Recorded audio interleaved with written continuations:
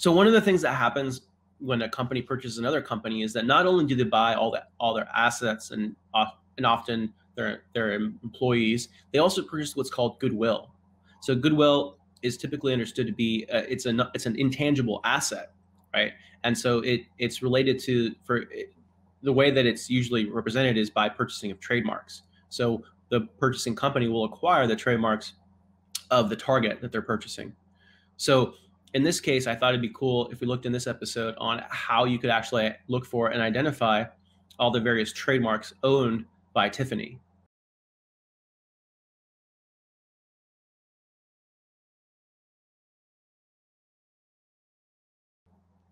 So I did a little background research initially, and it looks like that most of Tiffany's present IP holdings are in what's called Tiffany, and it's an LLC based in New Jersey. So let me throw up here what an initial search query. Actually, let me go back a step. Just if you guys aren't sure how to get here, all you do is go to tsdr.uspto.gov and then click on search trademarks. Alternatively, you can just go to uspto.gov. If you go to uspto.gov, you'll see trademarks and you'll be able to search for trademarks. So all you do is go up to the top here and click searching trademarks. So pretty straightforward. We're going to click on search database and then let's get started. So I like to do the free-form searches because they give you a little more latitude in what you can do and what you can search for. So we're going to search by owner name. So let's type in Tiffany. I know it's an LLC. I knew that beforehand. So we're going to do Tiffany and LLC. And let's do also New and Jersey so that we're searching in New Jersey. And then OW, that would be owner name and address, as you can see down here, owner name and address. And then I'm going to search for live marks. If you're interested in looking at non-live marks, you can do that as well. But I'm really interested in seeing what present IP trademarks that they have. Obviously, for those of you guys, I'm sure you guys all know Tiffany's is a really famous luxury brand. You're probably most known for their jewelry, though I'm sure there's always people that will debate with me on that. So I'm going to go ahead and click submit query. Let's see what interesting trademarks we find. I think one of the things that some people may or may not know is that it's possible to trademark color, and that's actually one of the things that that Tiffany did. And we're gonna be able to see that and find those here. So I got a hit of 117 records. I will say that probably some of these are also non-Tiffany. Like this, for example. Let's see how this one got through. So the reason why this one probably got through was because it's Tiffany Road. So something to think about. Most of these, anyways, are going to be Tiffany. I promise. So let's get to the really, really interesting ones right away in the show. I want to show you guys the color or the color related marks, at least, because those are kind of unusual and it's not something that most people associate with trademarks. Most people associate trademarks with actual trade names. So Tiffany Co. Again, this actually is stamped on a lot of their jewelry. I'm sure Victoria can probably tell you guys more about this than I can, but of course, bracelets with Tiffany & Co. with this brand that automatically they cost and are worth a lot more and are perceived in a certain way, right? So that's typically how people think of trademarks. Now, this is covering plates, right, and ornamental articles in metal. But if we go up, we're going to see right away that there's a lot more. So here, jewelry and watches. There you go. And again, one thing that I think is really cool, look at when their first use was, 1868. So that's right. Tiffany's is a really, really, really interesting company. We can do a whole history on the history of Tiffany, but it was started in the late 1800s. And something that a lot of people don't know is that it used to be owned by Avon. So Avon purchased it, I believe, in the late 70s with an interest in trying to develop out a luxury brand. So pretty cool. But okay, let's get to the really, really cool marks that Tiffany presently owns. If we go back and okay, here. So by the way, a lot of these names are really cool, right? Because Lucida is a famous cut, right? But let's first look at their non-word related marks. I think these are going to be really interesting to you guys. So check this out. So this is actually a box that a packaging gift box, right? So when you go into Tiffany's and you purchase a watch or a bracelet, they'll actually put it in a box like this, right? And here's what's interesting. As soon as this box is gifted to someone, right away they know, oh, I'm getting a Tiffany's gift, right? So that right there, that epiphany of once you see the box and you know where it came from, that is the essence of a trademark, right? That itself, that's the reason why Tiffany's is entitled to a trademark, right? Assuming that it's a valid source identifier, someone who just sees the box knows where it came from, who supplied the good. That is what the trademark right is trying to protect. So that's why this is such a great example. Let's go back and let's take a look at how they describe this. So first of all, if you scroll down, you can see, again, really interesting, really old, 1939. So early use, really early use. I'll just show you guys. But what's interesting is they didn't actually obtain the actual rights until the late 90s. So 98, I believe, is when this was registered. Wait, I just went to registration date. Let me go down here. Filing date. Yeah. Published ROP. Registration. Yeah. Registration. August 25, 1998. So pretty interesting. So anyways, let's go down again. So this is the color Robin's Egg Blue. Really interesting that's how they described it. Robin's Egg Blue. So that's the trademark Tiffany color. And it's a shade, and they say that it's used on boxes, right? So let's look at some of the other color marks. This is just one example. This is a box. Let's check out this option here. See what we find. Here's the bag, right? So again, what are we seeing? So we're seeing the basically every iteration of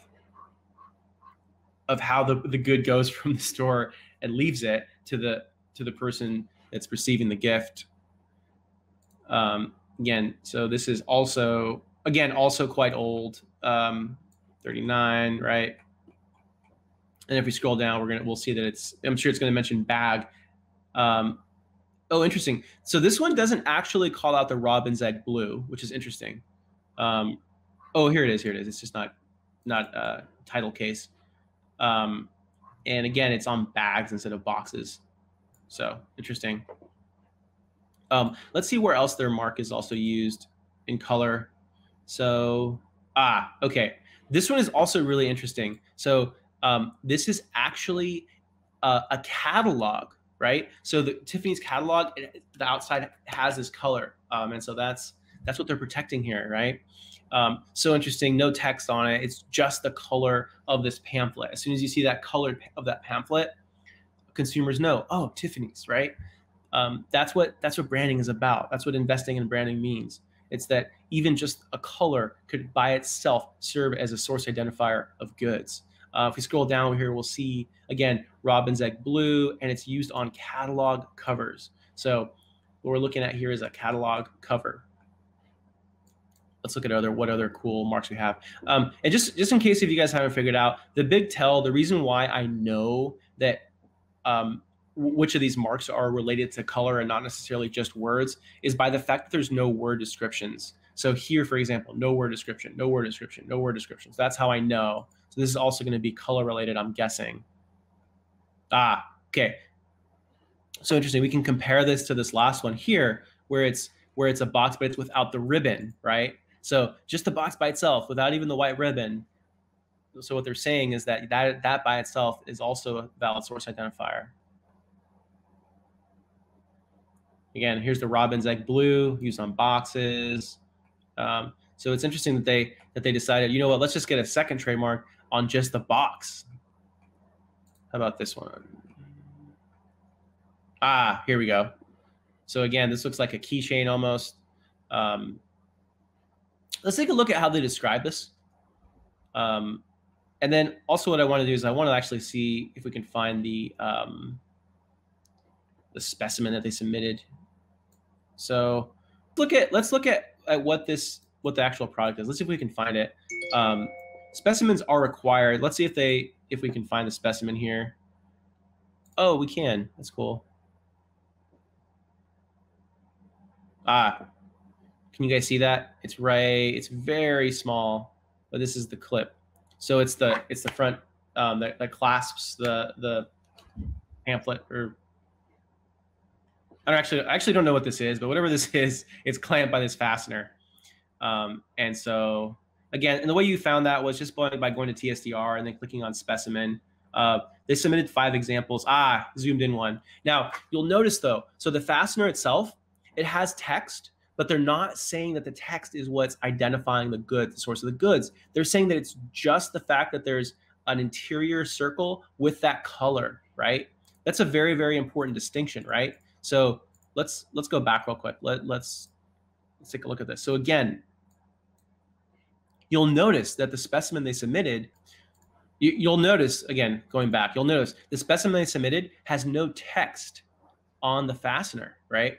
So it's just the fact that there's this center circle in the middle that has the unique robin's egg blue. Let's look at the other specimens that were submitted. So here in this case, this is a keychain.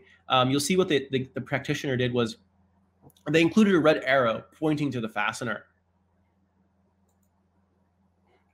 So, again, down here, you guys see that down here? That's another specimen. And again, here's a zoomed in close-up version of that fastener, right? Again, really interesting. There's really, really creative ways to protect your goods and products and services that you put out into the marketplace. The key is whether or not they serve as a source identifier, whether or not a consumer would see that and recognize, oh, that's from Tiffany's. So really cool stuff. I mean, I think it's fascinating. We looked at bags. We looked at this is also really cool. So this is a pouch, right? So, and again, it's based on the color. So this is the color of the actual goods. Sorry, of the bag that holds their actual goods. Super interesting. They're probably not pleased with the fact that their LVMH is backing out. So that's actually the announcement that sparked today's episode. We were wondering what intellectual property and goodwill was on the table, particularly with respect to trademarks. That's super interesting. Yeah, so there was the whole litigation around Costco and Tiffany's because I won't get too into it, but basically I'll just quickly summarize. Basically, Costco was calling their rings Tiffany cuts, and for obvious reasons, Tiffany had an issue with this because consumers would walk into Costco, right, and they would see a ring described as a Tiffany cut, but then they would confuse it thinking, oh, wait, is that, so it's a Tiffany ring, right, from Tiffany's, even though that was not the case. So it's really, really interesting litigation. But let's actually look at that. Let's look at some of these cuts. So this is a bag. Okay, cool. So I saw Lucida came up. That's a famous cut of. So let's see how they describe Lucida. Oh, can a color be deemed generic? That's really interesting. I don't actually know the answer to that question. I would think that anything could become generic, but color is harder to reproduce, especially on goods. So I think it would be a lot harder for it to become generic, but I think theoretically it could. It's not something that you usually think of though as becoming generic.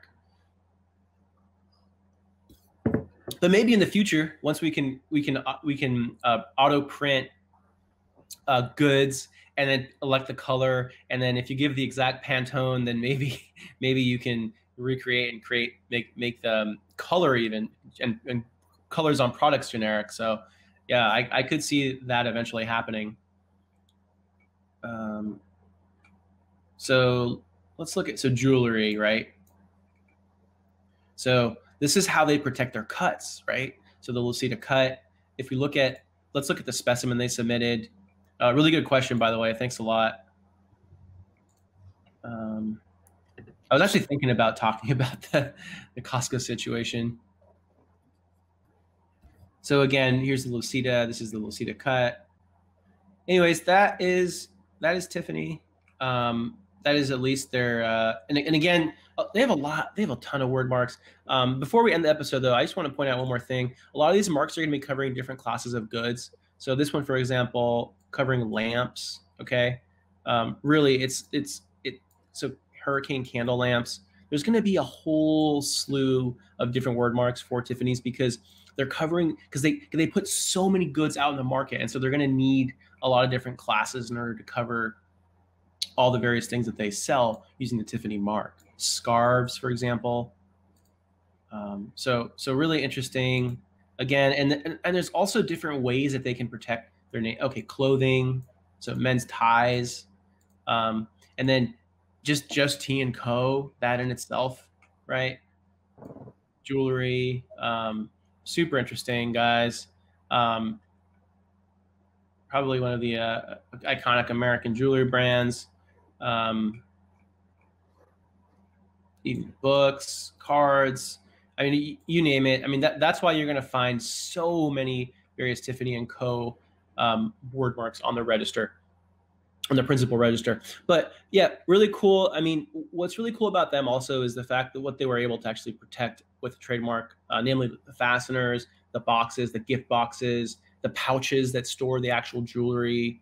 And I think it's interesting that they had even one that was on a catalog. So just the face of the catalog they deemed as just to have, because of the unique and distinctive color, that it was worthy of a trademark. So again, really cool. I think it was a really, really awesome episode.